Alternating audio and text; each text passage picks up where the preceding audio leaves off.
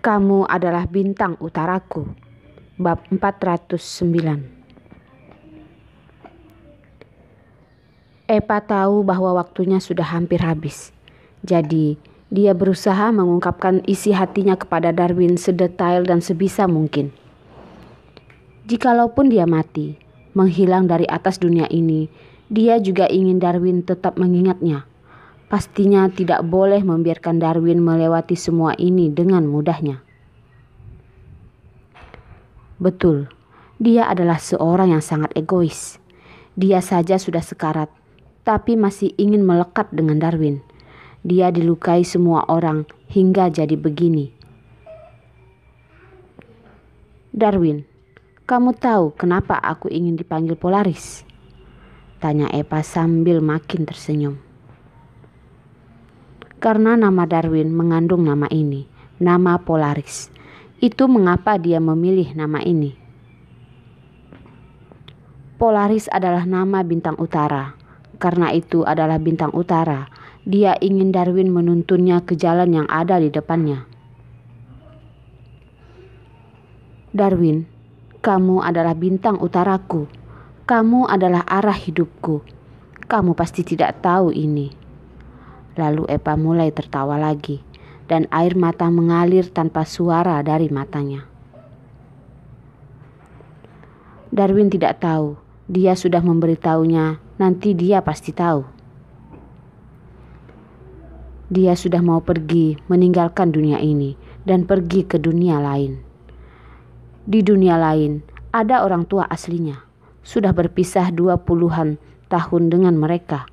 Bisa sekali lagi bertemu dengan mereka, sebenarnya juga sangat baik. Lengan Epa sudah mengayun tanpa tenaga.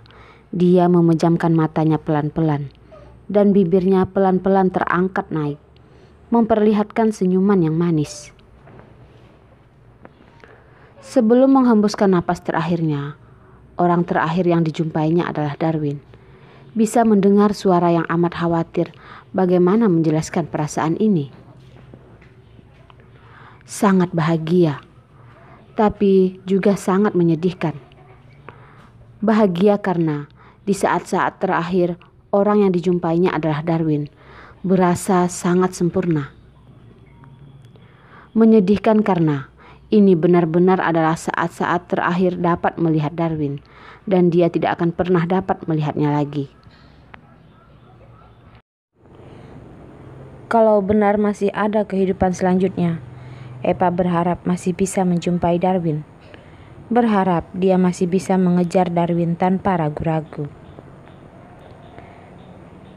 Epa, siapa yang berani biarkan kamu mati?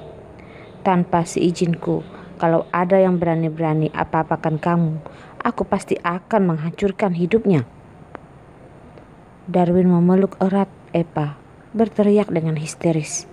Tapi Epa yang sudah tidak sadarkan diri sama sekali tidak bisa mendengarnya. Dia bilang Darwin adalah bintang utaranya, menuntun dia ke jalan depan. Tapi sebenarnya beberapa tahun belakangan ini, Epa lah yang menjadi bintang utara Darwin. Karena Epa, Darwin baru tahu bagaimana hidup selayaknya. Tapi mengapa? Dia sudah berhasil menemukan Epa, sudah masuk dalam pelukan eratnya, sudah merasakan hangat tubuhnya, tapi dia masih saja harus pergi meninggalkannya. Epa, cepat kamu bangun sekarang. Aku tidak mengizinkan kamu mati. Kamu dengar tidak? Dengar tidak? Darwin memeluk Epa erat-erat, dan suaranya sangat ketakutan dan histeris. Suaranya itu, di lorong bawah tanah tertutup yang gelap ini, mengguncang dinding dan tanah di sekitarnya. Dia menghabiskan banyak waktu dan pada akhirnya menemukan lorong ke ruang rahasia di bawah tanah. Lalu dia menemukan pintu masuk itu, dan Darwin segera bergegas masuk. Setelah melewati lorong sempit yang berliku-liku, Darwin melihat ada sebuah ruangan kecil. Dan di pintu masuk ruangan itu ada digantung sebuah lampu yang menerangi seluruh ruangan. Matanya melihat ke samping kiri dan kanan ruangan. Dia melihat Eva sedang berbaring di genangan darah. Wajahnya pucat putih. Kaos putih yang dikenakannya sudah diwarnai merah darah. Warna wajahnya yang pucat putih itu sangat kontras dengan kaos putih yang berdarah. Tubuhnya, tangannya, hingga matanya semua terdapat luka yang mengerikan. Di tiap luka tubuhnya ada darah segar yang mengalir tanpa berhenti. Seisi ruangan penuh dengan bau darahnya. Air yang tergenang di tanah pun sudah berubah jadi merah oleh darah Eva. Tapi Eva masih saja tertawa. Melihat dirinya sendiri, dia malah tertawa. Dia ternyata sudah terluka seperti itu. Dia tetap tertawa, masih berbicara dengannya. Dia bilang bahwa dia khawatir kalau dia tidak mengatakannya sekarang. Dia tidak akan dapat kesempatan untuk mengatakannya lagi. "Eva, kamu cepat bangun sekarang," kata Darwin dengan sangat marah padanya. Angin pun bertiup seiring dia berlari ke arahnya. Akhirnya, Darwin memeluk dan membawa Eva keluar dari ruangan kecil itu. Dia membawanya ke arah truk tentara. "Cepat, selamatkan dia. Kalian tidak boleh membiarkan dia mati." "Baik, Komandan." Para dokter yang datang dengan Darwin itu segera mencoba menyelamatkan Eva.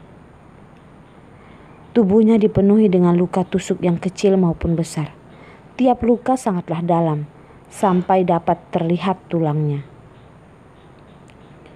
Hanya untuk menghentikan pendarahannya saja sudah menghabiskan waktu yang lama. Darwin berdiri di samping dan mengepalkan tangannya. Penampilannya seperti raja kalajengking dari neraka. Tubuhnya dikelilingi oleh aura yang sangat menyeramkan.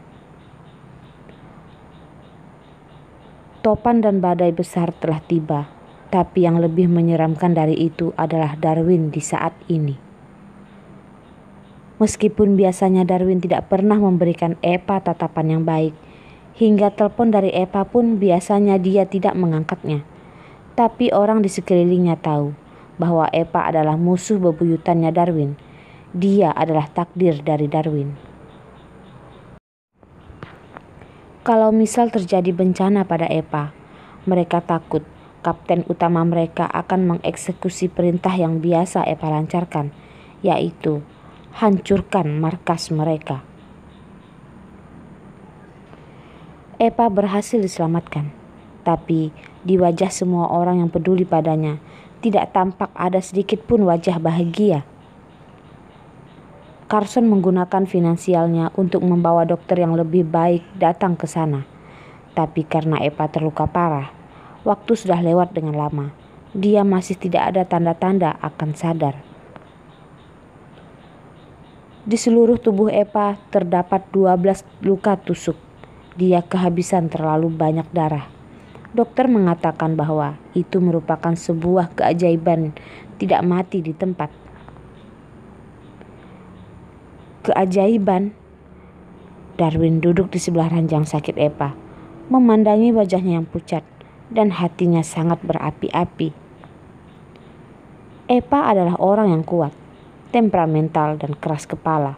Kalau dia bisa membuat satu keajaiban, dia pasti bisa membuat keajaiban kedua. Dia masih belum menikah dan menjadi istrinya. Dengan keinginan yang kuat ini, bagaimana segampang ini mau mati? "Eva, ayo bangun." Hanya kalau dia bersedia bangun, dia ingin pergi ke atas bintang-bintang. Darwin rela membuat jembatan supaya Eva bisa turun dari atas.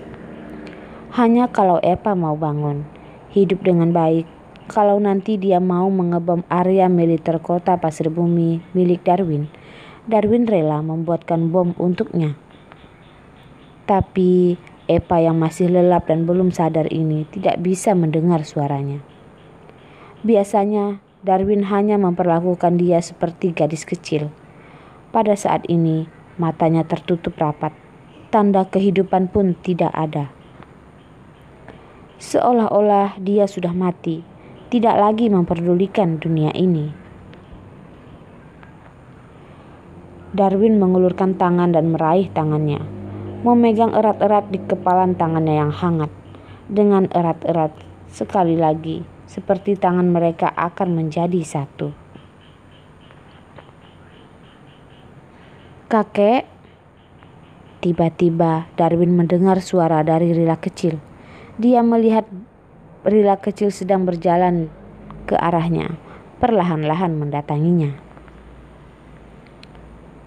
Darwin menunggunya mendatanginya, mengulurkan tangan dan mengelus kepalanya. "Sayang, kamu kenapa?" Mata Rila yang besar dan bersinar-sinar itu memandangi bibinya yang sedang terbaring di ranjang. Dengan lembut berkata, "Rila datang untuk menyembuhkan bibi